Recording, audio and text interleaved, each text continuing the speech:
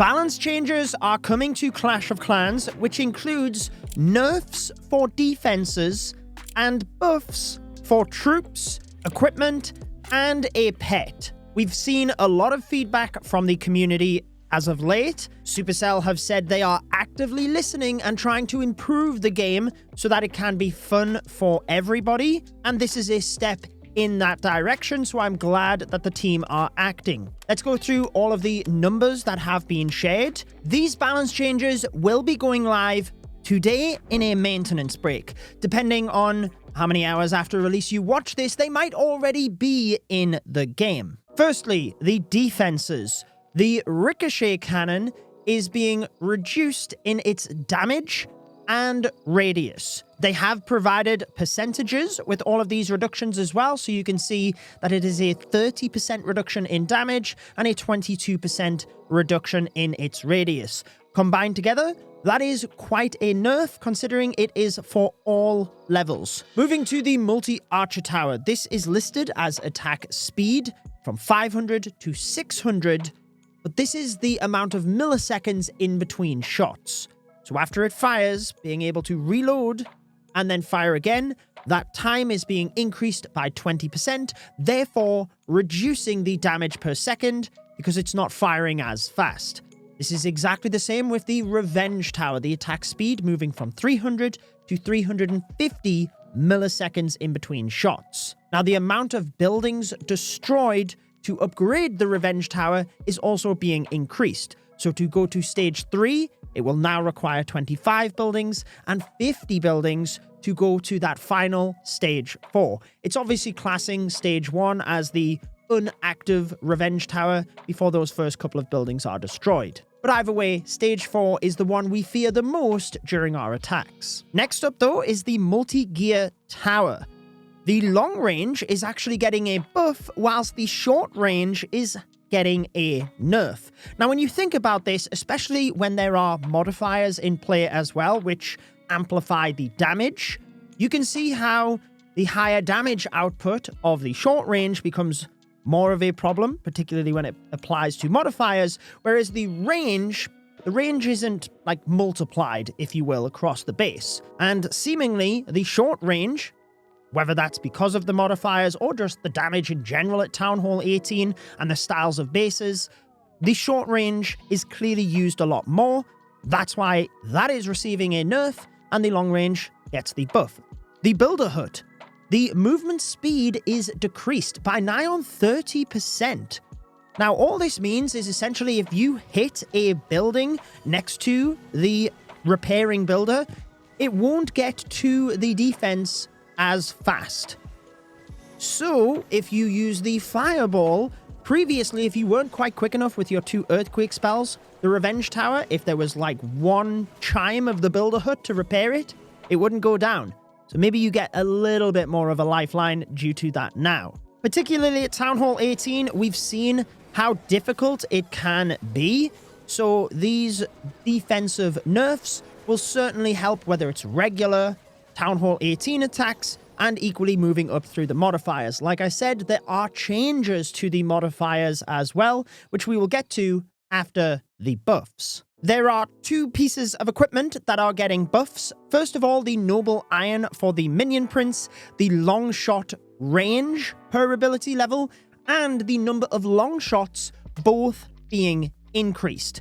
Now, on the document, it says levels 1 through 7. I'm obviously unable to clarify that in the game, but either way, this equipment is getting buffed. But the other equipment that is being buffed is the Giant Gauntlet, the damage reduction per ability level being increased. So when you press the ability, your Barbarian King will essentially be taking less damage, and the duration of that ability is also increased across numerous levels. Particularly as you get into the higher Town Hall levels, there is still other options. It's great that these are getting some buffs. They will help in niche use cases, but they are being buffed because they have low win rate and low use rates. I'm not sure how much will change, but I think some of these troop buffs will have an impact. Firstly, the Poison Lizard getting increased in its hit points at all levels. I find this interesting because back when I used to use the Fireball Meteor Golems, I like tinkering with strategies. I was actually using the Poison Lizard on the Archer Queen since they target Guardians, but I did find the Lizard went down relatively quick in that process, so maybe this will help. However, moving to the troops, the Super Archer gets increased in its hit points, and I'm sure the hit points specifically is not chosen at random here, because moving to the Super Wizards as well, which I think will be even more impactful when you take a look at the percentage increase that you have of the Super Wizards in terms of the hit points at maximum level from 700 to 925 hit points. When you look at the damage of a Giant Bomb, 475, so it will still go down to 2 Giant Bombs. However, the regular bomb at maximum level only deals 200 damage.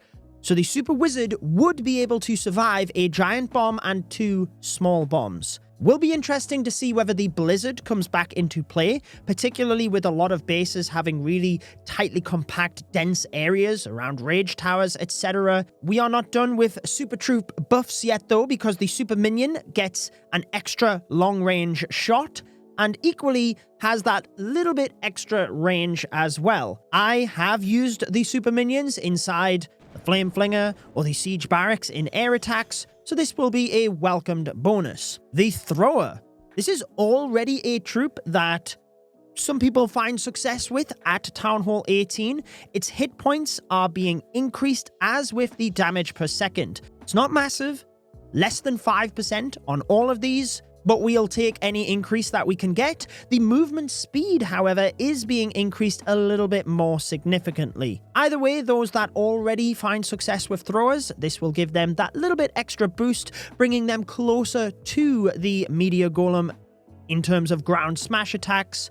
There are some changes to the Meteor Golem, but before we get to that, the Electro Titan getting slightly more hit points, nothing groundbreaking again, but at least something that hopefully brings a little bit more variety as to the strategies. Meteor Golem though, it is in fact getting a more substantial nerf than the previous balance changes, because the last balance changes, the only change was that the damage to walls was reduced, but that's not why anyone uses the Meteor Golems.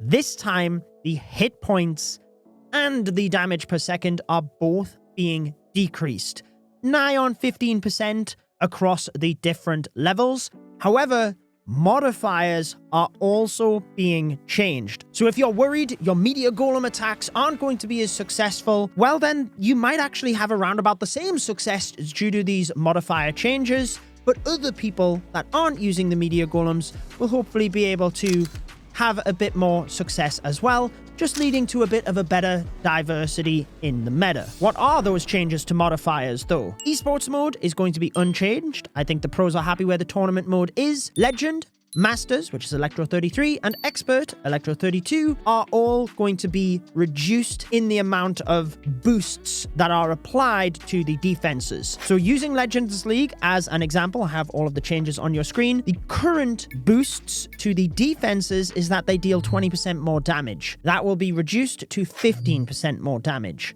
The defending heroes, it says 20% to 15. I'm presuming this is on both the damage and hit points, since that is what is applied to the defending heroes. Attacking heroes, you normally have a 10% reduction in the damage and the hit points. Now there will only be a 5% reduction. So you can see how the Masters will be reducing from 14 to 10, a 0% reduction in your attacking heroes, and equally when it goes to Expert, it goes from 7 to 5%. So the difficulty modifiers still step up incrementally.